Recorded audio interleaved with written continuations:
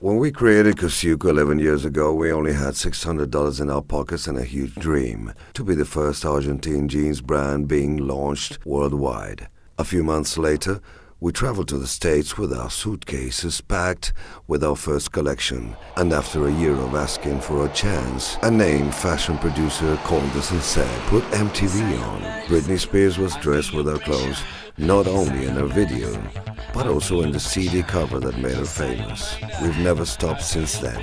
We opened shops in the US, Latin America, Europe, Eastern Europe, and Asia. We dressed Shakira, we provided the sopranos for several chapters, and we also worked for many artists, models, and musicians.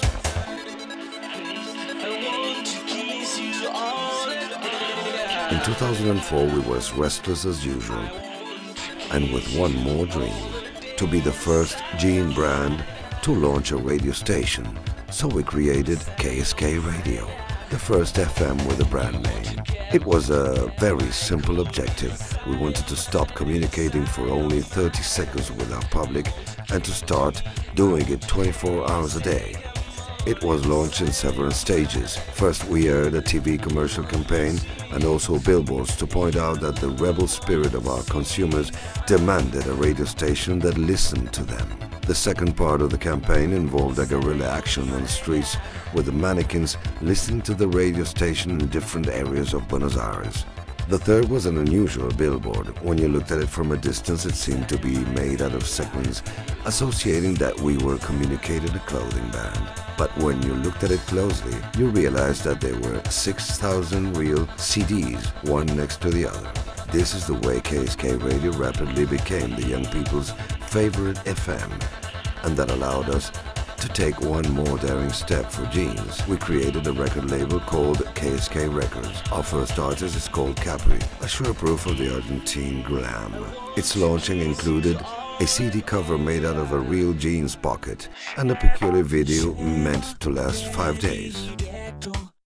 That's right, the video starts on Monday, continues on Tuesday, then on Wednesday, Thursday, and it ends on Friday.